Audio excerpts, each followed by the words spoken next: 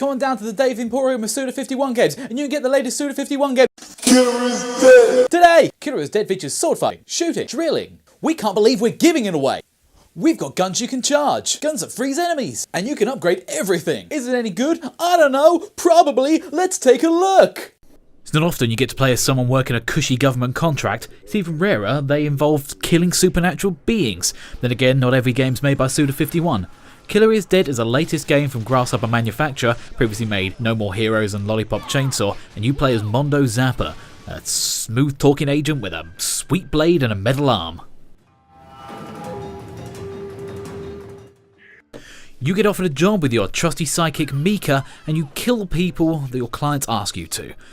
Although they never seem to actually make any money at this government agency, you still do the jobs regardless. Come inside, assassin. This whimsy amuses me. The actual gameplay is very hack and slash, very similar to No More Heroes and Lollipop Chainsaw. The controls have been refined somewhat and it feels a lot tighter than those other games. I managed to get up to combos of around 100 hits pretty easily and the controls just feel really good.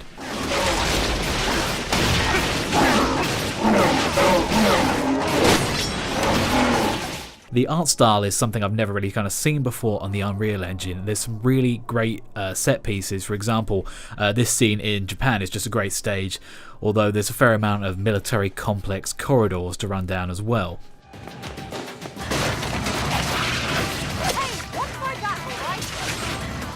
On the Xbox 360 version of the game we played, there was a fair amount of screen tearing in the top third.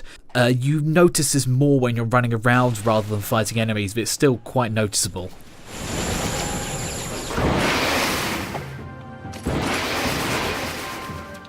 The mission structure in the game is related around episodes. Each episode is a different mission for a different client, and some of these take the form of a loose narrative for the whole game. The main reason for these episodes is to show off a wildly different art style, for a crazy etcher painting house to beautiful Japanese scenery that we saw earlier.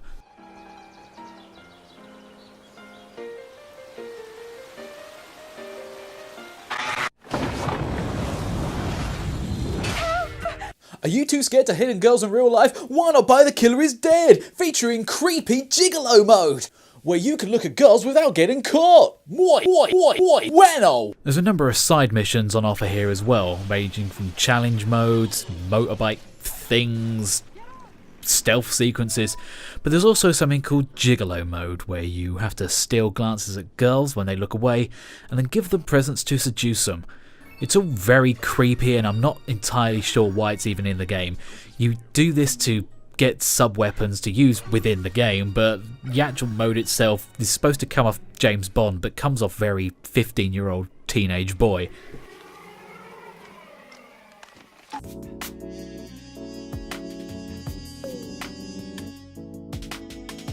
Muy bueno! Sorry. I think I missed a few key points there. While the art style's very good, some of the enemies do get lost in the scenery and the camera is dreadful, so you often get hit from behind for people you couldn't even see charging up an attack. However, we should be happy that Grasshopper are at least one of the studios putting out regular new IP, but the whole uneasiness the whole gigolo mode made me feel is something that can't really be ignored. Wait a minute, you're saying they had names too? Grasshopper have come a long way with this game, but there's better out there. I'll give this a 7 out of 10. Killer is Dead.